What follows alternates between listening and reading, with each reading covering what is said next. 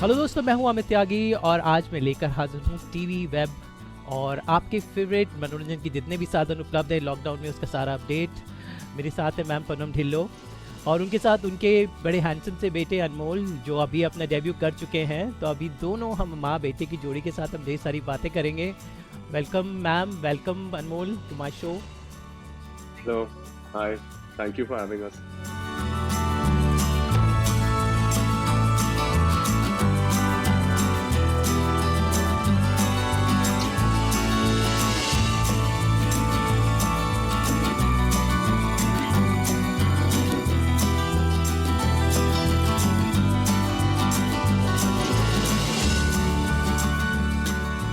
मैं क्योंकि सिनेमा बफ हूँ तो मैम का करियर मैंने बहुत अच्छे से स्टडी किया है, देखा है। मेरे छोटे से करियर में मैंने मैम का इंटरव्यू भी किया है कई बार। तो बस एक छोटी सी मैं ट्रिविया टाइप क्विज अनमोल और मैम आप दोनों के साथ ही भेजूँगा। कुछ ऐसी बातें जो मैम के बारे में शायद इनके फैंस जानते हैं, शायद अनमोल को भी ना पता हो।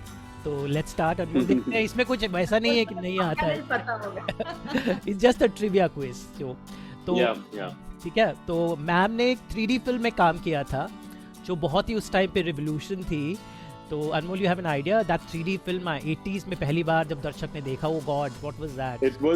It was the first 3D film or what in India at first that time. Hindi Was it? Hindi Hindi 3D। Hindi 3D film. Yeah. नाम याद है आपको? Which one was on? Shiva का बिल्कुल भी इंसाफ। नहीं। शिवा का। तो मैम Okay. बताए उस दौरान कैसा था वो 3D फिल्म में काम करने का अनुभव? बिकॉज इससे पहले एक फिल्म आई थी साउथ की थी, लेकिन हिंदी वाज फर्स्ट शिवा का इंसाफ। चेतन was the first one. Yes, छोटा चेतन। या और हाँ, तो शिवा का इंसाफ जब बनी, it was quite a honor to be in the first Hindi 3D film.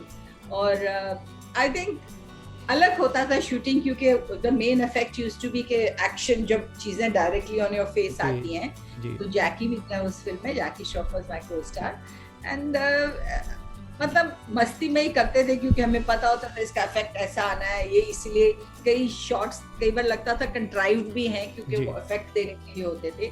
Ji. But it was a different medium, it was a different experience and I think काफी मेहनत करनी पड़ी थी उससे। अशोक मेहता शायद कैमरामैन भी थे उसमें, तो it was a very novel experience I would say. जी। मैम की एक ऐसी थ्रिलर फिल्म थी अनमोल जो आई थिंक अगर आप देखो कभी, I think is one of the best thrillers ever made. And अगर हम वेस्ट की पिक्चरें देखें तो हमारे इंडिया की one of the best thrillers मैं उसको बोलता हूँ। उसका नाम अगर आपको याद हो, एक बहुत बड़ी सुपरस्टार के साथ जिनके साथ मैम ने बहुत सारा काम किया है। Is this Red Rose? Yes, Red Rose. Ma'am I want to know about Red Rose. ये फिल्म मैंने देखी, मैं हैरान की यार, इतनी एडवांस फिल्म उस टाइम 80s में बनी थी। One of the very good thrillers. And so what memories you have of Red Rose? Actually उस टाइम पे मुझे तो मालूम भी नहीं था ये क्या थ्रिलर, क्या वो, क्या कुछ भी समझ नहीं थी। I was really, I think I was under 18 at that time, probably 17 की होंगी या कुछ ऐसी, मुझे एग्जैक्ट एज याद नहीं। But it was one of my earlier films and I did the film because Rajesh Khanna hero थे and everybody told me superstar, उनके साथ आप काम करिए। तो भारती राजा को मैं क्रेडिट दूंगी, जो भी वो फिल्म में मतलब मैंने काम किया, and to a great extent काका जी को, राजेश खन्ना को भी, because I didn't know anything about acting, I didn't know scene को कैसे interpret करना है। तो भारती राजा is an amazing director, he still is an amazing director, but उस टाइम ना उनको हिंदी आती थी, तब ना मुझे तमिल आती थी, तो हम लोग communicate, ना उनको ज़्यादा इंग्लिश आती थी उस टाइम पे, so we had a tough time communicating। तो he is one of my very favorite directors। उनके साथ उसके बाद मैंने एक सवेरे वाली गाड़ी फिल्म भी की। जी जी, वो भी। I learned a lot from Kaka ji. I learned a lot from Raja sir. I think Kaka ji के साथ you almost did 6-7 films, I think. After that, I did quite a number of films with him, and I think I would say कि as a such a superstar थे वो उस time पे, और मैं तो एक छोटी सी बच्ची जैसे ही थी, but he never made me feel कि तुम कौन हो मेरे सामने, ऐसा कभी feel नहीं उन्होंने दिया। In fact, guide करते थे, कई बार suggestions देते थे। And I think I was lucky to have worked with him and learned from him. तो अनमोल, अगली में जो फिल्म मैं मैम की बात करूँगा, मेरी बहुत फेवरेट है। उसके गाने आज भी रेडियो स्टेशन में सबसे ज़्यादा बजते हैं। और इस फिल्म की खासियत ये कि पहली बार प्लास्टिक सर्जरी का जो फॉर्मूला टीवी सीरियल्स ने पकड़ा, वो शायद इसी फिल्म से आया था। मैम आप समझ गए मैं किसकी बात कर रहा हूँ? अनमोल अगर नहीं समझेगा तो हम गिव हिम अ लेसन. अनमोल, ये फिल्म के गाने मतलब मैं क्या कहूँ, आज भी मतलब बजते हैं तो मतलब This give me a hint. No? given another Okay. man Yeah, is I giving know, but I mean that's a really nice song, and yeah, aaj bhi you hear it kind of everywhere. yes. But what? Give me a word, the starting letter of the film. ये वादा रहा, I'll tell. ये वादा रहा. आपका आज का homework है, आप जाके देखिए ये फिल्म. yes. तो ये मैं फिल्म आपको जी बताना चाहूंगी कि जी मेरे बच्चों ने बहुत कम फिल्में देखी हैं मेरी, so I don't I was Yes. मैं वो ही कह रहा था इनसे, नहीं वो एक्चुअली सर ऐसे कि as I said, क्योंकि आप मॉम को ऐसे देखते हो और अजीब लगता है थोड़ा बेटे होते yes हुए ma'am, कि yes, यू नो मैं मॉम समझ को सकता ऐसे हूँ देखना, तो मैं ऐसे that's modesty, personal choice yeah. है, नहीं ऑनेस्टली मैं तो दूर रहता हूँ. अभी जो रोल्स मॉम करते हैं पिछली 2019 में जय मम्मी भी, और जब ऐसे मॉम रोल्स निभाते हैं तो मैं कंफर्टेबल होता हूँ क्योंकि मैं भी उनको मॉम के तौर पे जानता हूँ, जी. तो उस हिसाब से थोड़ा कंफर्टेबल होता है. रोमांटिक रोल्स में देखना पसंद नहीं करते हैं, in other words. Yeah, I can understand, but now you are a part of the cinema and as an actress, no, अभी मैं एक जर्नलिस्ट भी बोल सकता हूँ कि an actor जो होता है उसका काम, उसके जी. काम सीरियस रोल्स होते हैं, you know. So मैम इस फिल्म के Absolutely. बारे में थोड़ा बताएं, ये वादा रहा, बिकॉज इट वाज वेरी, उस टाइम पे मतलब लोग वो शॉक कि प्लास्टिक सर्जरी, इस वक्त इंडिया में ऐसा कॉन्सेप्ट लोगों ने देखा ना, हीरोइन की शक्ल ही बदल जाती है. इस गाने ऑफ कोर्स इस फिल्म के ऋषि कपूर. सो क्या मेमोरीज हैं ये वादा रहा की? मैं ये बहुत एक इंटरेस्टिंग बात है. आई थिंक मेरी जो फ्यूचरिस्टिक विजन होती है हमेशा, मैं जापान गई थी और जाते, I was very fond of reading, तो जाते वक्त एयरपोर्ट पे I had picked up a book called the promise bye Daniel steel, और मेरे को बहुत अच्छी लगी. और मैंने आने के बाद यश जी को बोला, ऐसे यश जी मैंने बहुत अच्छी किताब पढ़ी है, बहुत अच्छी स्टोरी आप पढ़िए, तो ये सर मेरे से नहीं पढ़ा जाएगा तो पैम को दे दो, हिज वाइफ पैम जी, उनको मैंने दी. And she also is a very very quick reader, तो उन्होंने शायद एक दिन में किताब खत्म कर ली होगी या 2 दिन में. And she told Yash ji कि ये स्टोरी है उसकी. तो यश जी बोले नहीं ये फिल्म नहीं चल सकती है, क्योंकि मतलब हेमा मालिनी जीनत अमान बन जाए, लोग कैसे एक्सेप्ट करेंगे. That was the, you know, in that time they were one of the top stars, हम लोग तो एकदम न्यूकमर्स. तो बहुत सालों के बाद this subject came to me and I was so excited when I heard the subject. I said, hey, this is the promise. The director said, yeah, it is. You've read it? I said, of course I've read it. And खाली पढ़ा ही नहीं, मैंने यश जी को suggest भी किया था ये film बनाने के लिए. तो इसे नहीं हमने, and they had adapted it really well, you know, made it into a very Indian emotional subject. तो वो जो आदमी की wish होती है, that film did come to me, and till today पूरी generation from the 80s 90s 2010 120 से आज तक लोग उस पिक्चर को याद रखते हैं. No, and that song I think is so lovely, क्योंकि वो गाना I remember last year also इतने लोग, हम लोग जब सोशल मीडिया पे देखते हैं वो गाना काफी पॉपुलर है, रेडियो पे, यूट्यूब पे, जो भी मिस्टर ऋषि कपूर के जो ट्रिब्यूट्स वो लोग देते हैं वो गाना काफी यूज होता है वो उसमें भी. तो I think it's, and I think all age groups really like that song. मैं भी वो सॉन्ग को पसंद करता हूँ, मेरी बहन जो छोटी है वो भी पसंद करती है. तो I think quite a nice song. The biggest thing was probably ये one of the first songs था जो remix हुआ था उस टाइम पे, और उसके इतने सारे remix versions भी बने हैं. But of course the ultimate R.D. Burman and the ultimate Asha Bhosle and Kishore Kumar, उन जैसा तो कोई है ही नहीं. But what a team. Yes, it was those. Yeah. It's been still revamped and reworked by a lot of singers who wish to pay their tribute in a different way. जी ma'am, इसके अलावा आपने काफ़ी सारी iconic फिल्में, list बहुत लंबी है लेकिन बस कुछ फिल्में बोलना चाहूँगा. जैसे बंटवारा आपने की, एक चद्दर मैली सी, ये वो फिल्में हैं जो I think normally, but I think एक एक्टर के तौर पे it was very experimental roles. आपने सवेरे वाली गाड़ी, आपने 2-3 ये ऐसी फिल्में, नाम, कुछ आपकी ऐसी फिल्में थी जो बहुत लीक से हटकर थी. तो उस टाइम पे एक्सपेरिमेंट्स कम, आज तो एक्ट्रेसेस बहुत एक्सपेरिमेंट करते हैं, एक्टर एक्ट्रेसेस, पर उस टाइम पे एक एस्टैब्लिश हीरोइन थोड़ी ऑफ बीट फिल्में करे तो थोड़ा अजीब था. तो उस वक्त आपने जब ये सब फिल्में जो मैंने नाम, सोनी महिवाल एक आपकी बहुत अच्छा प्रोजेक्ट है, तो ये सब थोड़ी अलग हट के फिल्में थी. तो उस टाइम भी चलन था कि चलो कुछ अलग हट के करते हैं. हाँ, जब जैसे एक Chadar Maili she was again a remake of a south film, और जब वो आई तो उसमें थोड़ा सा एक डेयरिंग सीन जिसे कहा जाएगा, तो उससे मुझे झिझक थी। मैंने कहा ये सीन कैसे रहेगा, कैसा करेंगे। So the director gave me full assurance कि हम बहुत एस्थेटिकली करेंगे, डोंट वरी, कहीं पे भी ऐसा नहीं लगेगा कि, क्योंकि उसमें बारिश नहीं हो रही है। और साउथ में कुछ शायद ट्रेडिशन है कि एक क्या बोलते हैं, कुंवारी वर्जिन लड़की will walk nude in something like that. इसलिए मैं दूर रहता हूँ सर ये सब। नहीं, ऐसा कुछ था नहीं। मैम की फिल्म में ऐसा नहीं था। aesthetic way, and the film was beautiful, and then the whole concept इतना खूबसूरत था कि दो अलग अलग शहर में, तब अनमोल इंटरनेट नहीं था, मोबाइल फोन्स नहीं थे, तो कैसे लवर्स कम्युनिकेट करते हैं।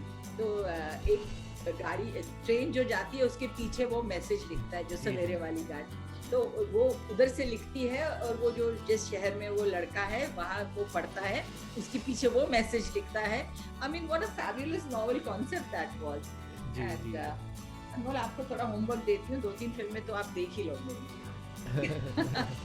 अनमोल वैसे Ek Chadar Maili Si also was a very advanced film. जो सब्जेक्ट ऑफ नरेंद्र सिंह बेदी, बहुत पुराने बड़े राइटर्स ने लिखी थी वो, बट किसी ने उस टाइम पे डेयरिंग में सोचा नहीं था ये फिल्म बनाए कि एक देवर अपनी बड़ी भाभी से शादी करता है। जी जी। बिकॉज विडो हो जाती है, तो उसपे बोलते हैं चादर डाली उसके सर पे, घर में फैमिली में, तो छोटे भाई से शादी कर देते हैं।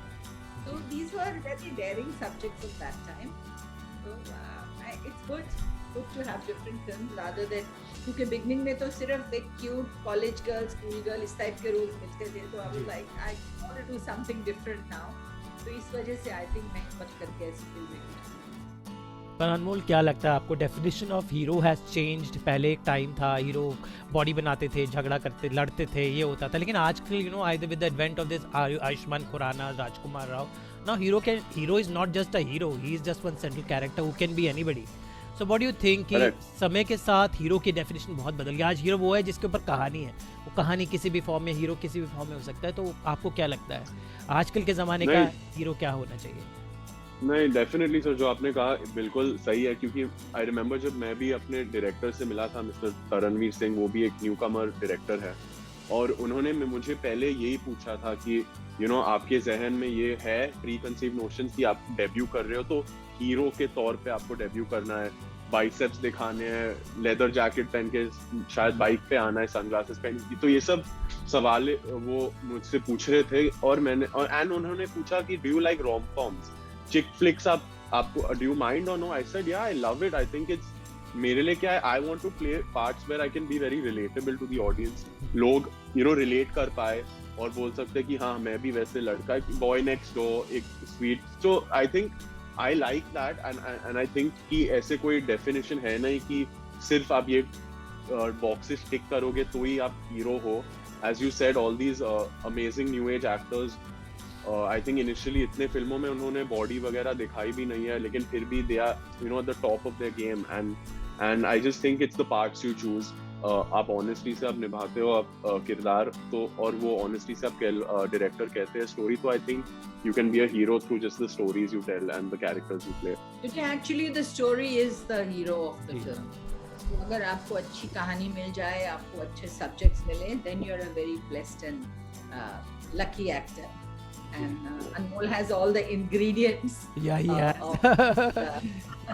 of being a good person to watch on screen. बस उसके अच्छे subjects की ज़रूरत है, and I'm hoping and praying and I'm उसकी फिल्मों की सिलेक्शन और जो भी किरदार करे अच्छा हो, and people like him in that. ये कहते हैं कि मम्मी की दुआ हमेशा काम आती है, and you have such a talented and you know huge classic घर में ही, आपके घर में इतना बड़ा encyclopedia है, तो I'm really lucky and I'm sure you will go well because आपकी फिल्म का इतना अच्छा appreciation, and I think it was the best showcase for Anmol because prove हो गया कि he's versatile as an actor, so all the best. Thank you, ma'am. It was such a pleasure to talk to both of you and a trip to memory lane. So all the best to both of all the best, ma'am. And stay safe. जाते जाते क्या कहेंगे लोगों को इस वक्त? Ma'am आप दोनों से ही मैं बार बार हम अपने चैनल पे आग्रह कर रहे हैं, लोगों को अभी भी समझ में नहीं आया, आई सी पीपल विदाउट मास्क। कितना इंपॉर्टेंट इस पेंडेमिक में छोटी छोटी बातों का ध्यान रखना ताकि हम लोग सेफ रहे, सुरक्षित रहें। प्लीज एक message to the viewers. I think मैं अपने सोशल मीडिया पे अक्सर डालती रहती हूँ इम्पोर्टेंस ऑफ मास्किंग। मैंने इनफैक्ट कुछ 2 महीने पहले डबल मास्किंग की बात की थी, which now people are saying that's the safest thing. I have been telling people that you need to washing hands and all, तो है ही एक given. And do not think कि मेरे साथ नहीं होगा, don't be careless, it's not really worth being careless. And I think अगर सारे लोग मिलके एट अ टाइम, क्योंकि गवर्नमेंट सर पे डंडा लेके खड़ी है इसलिए नहीं, बट अपनी समझ से, अपनी थॉट प्रोसेस से कि let us keep the social distancing and not step out of house. क्योंकि मेरी फैमिली में पूरे डॉक्टर्स भी हैं और मैं जानती हूँ कितनी मुश्किल से 14-14, 16-16 घंटे पीपी, डबल मास्क, शील्ड पहन के, कैन यू इमेजिन उन पे क्या गुजरती है डॉक्टर्स पे। ना वो टॉयलेट जा सकते हैं, ना वो पानी पी सकते हैं, ना खाना खा सकते हैं, घंटों घंटे नहीं कर पाते हैं और फिर भी अपने आप को खतरे में डाल रहे हैं। So let's be responsible, let us not step out just for pleasure. And यही मैं मैसेज देना चाहूंगी, बी सेफ, बी रिस्पॉन्सिबल। जी अनमोल, आप क्या कहेंगे? खासकर युवा तो अभी भी मुझे लगता है युवा समझे नहीं है। नहीं जी नहीं, आई थिंक मेरा जो सोच है वो थोड़ा ओल्ड स्कूल है इस मामले को लेकर। I think like mom said, carelessness is very easy to come by and I think you have to always be cautious. And I think youngsters में वो थोड़ा रिबेल नेचर होता है कि रूल्स फॉलो नहीं करना चाहते, but I think it's more cool to follow rules and to be responsible citizens. तो जो भी गाइडलाइंस है, जो भी रूल्स है, प्लीज फॉलो करिए और ऐसे मत सोचिए कि हम लोग उससे ऊपर है। ये किसी को मजा नहीं आता है मास्क पहनना या ये इतने हमेशा सोच से डेली चीजें करना, लेकिन अभी it's the need of the hour. तो आई थिंक सबको ये फॉलो करना चाहिए एंड होपफुली अगर सब साथ में करेंगे तो ये जल्दी खत्म हो सकता है, हम लोग आगे बढ़ सकते हैं। Don't make fun of people who are keeping their masks on and tell them. Yeah. Well, I know you've experienced that sometimes that people. Yeah, I think मैं भी जब मेरे दोस्त लोग के साथ या बाहर जब जाता था, लोग बोलते थे अरे यार इतना क्या कर रहा है, इधर भी मास्क, इधर भी हाथ धो रहा है, इधर भी वो। लेकिन मुझे कोई फर्क नहीं पड़ता। I think I want to be responsible and it's the right thing to do. So just be responsible and careful. Yes, ma'am. Let's hope हम लोग पेंडेमिक जल्दी से फाइट करें। But till then, all the best Anmol and ma'am, we want to see you more. आप इस तरह करते रहिए और सारी और अभी बहुत कुछ करना बाकी है। नाउ वेब पर देखें हम आपको जल्दी। Very soon. I'm in the middle of completing a web series.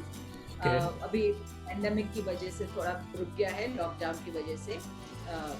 God willing, soon I'm finishing a film and a web series very soon.